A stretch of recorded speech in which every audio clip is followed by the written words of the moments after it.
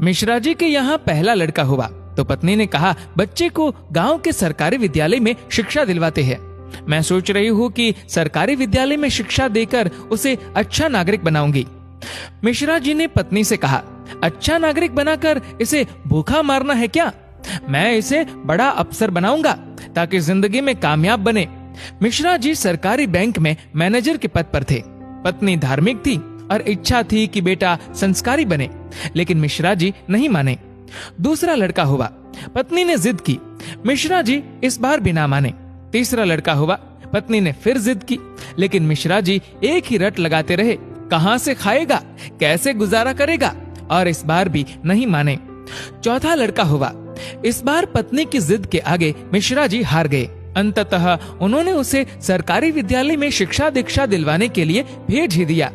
अब धीरे धीरे समय का चक्र घुमा। अब वो दिन आ गया जब बच्चे अपने पैरों पे मजबूती से खड़े हो गए। पहले तीनों लड़कों ने मेहनत करके सरकारी नौकरियां हासिल कर ली। पहला डॉक्टर, दूसरा बैंक मैनेजर, तीसरा एक गवर्नमेंट कंपनी में ऑफिसर के पद पर जॉब करने लगा। एक दिन की बात है, मिश्रा जी पत्नी से बोले, अरे भाग्यवान, देखा मेरे तीनों होनहार बेटे सरकारी पदों पे लग गए ना, अच्छी कमाई भी कर रहे हैं। तीनों की जिंदगी तो अब सेट हो गई, कोई चिंता नहीं रहेगी अब इन तीनों को। लेकिन अफसोस, मेरा सबसे छोटा बेटा संस्कारी बनकर पास ही के विद्यालय में नौकरी कर गांव में ही खेती को संभाल रहा है। जितना वह 6 महीने में कमाएगा उतना मेरा एक अफसर बेटा 1 महीने में कमा लेगा। अरे भाग्यवान, तुमने अपनी मर्जी करवाकर बड़ी गलती की।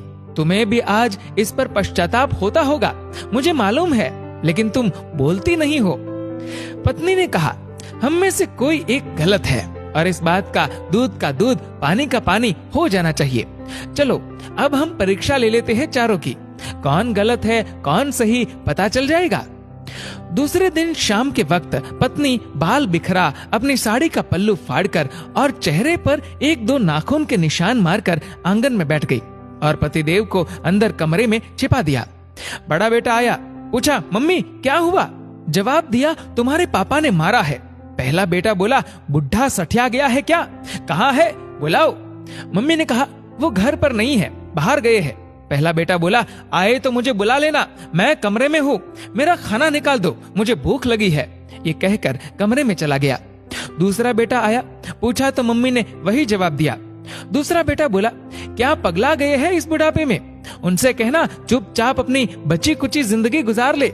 आए तो मुझे बुला लेना, और मैं खाना खाकर आया हूँ, सोना है मुझे। अगर आए तो मुझे अभी मत जगाना, सुबह खबर लेता हूँ उनकी।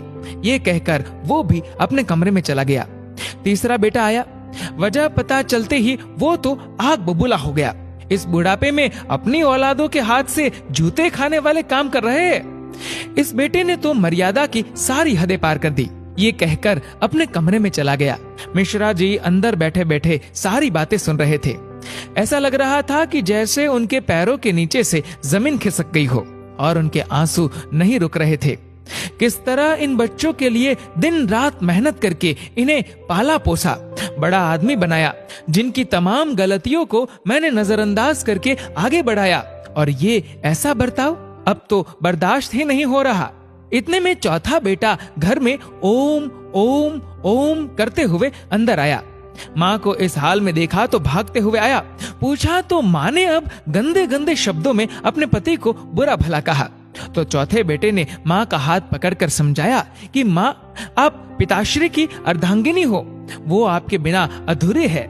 अगर पिताजी ने आपको कुछ कह दिया तो क्या हुआ?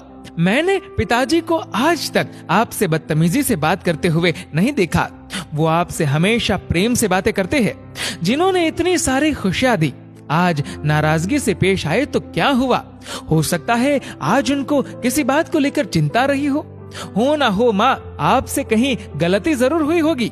पिताजी आपका कितना ख्याल रखते हैं, याद है ना आपको? 6 साल पहले जब आपका स्वास्थ्य ठीक नहीं था तो पिताजी ने कितने दिनों तक आपकी सेवा की थी। वही भोजन बनाते थे, घर का सारा काम करते थे, कपड़े धोते थे। तब आपने फोन करके मुझे सूचना दी थी कि मैं संसार की सबसे भाग्यशाली औरत हूँ। तुम्हारे पिताजी मेरा बहुत ख्याल रखते हैं। इतना सुनते ही माँ बेटे को गले लगाकर फफक फफक कर रोने लगी। मिश्रा जी आंखों में आंसू लिए सामने खड़े थे। अब बताइए, क्या कहेंगे आप मेरे फैसले पर? पत्नी ने मिश्रा जी से पूछा। मिश्रा जी ने तुरंत अपने बेटे को गले लगा लिया। मिश्रा जी की धर्म पत्नी ने कहा, ये शिक्षा इंग्लिश मीडियम स्कूलों में नहीं दी जाती। ये शिक्षा तो परिवार के व्यवहार व संस्कारों से मिलती है।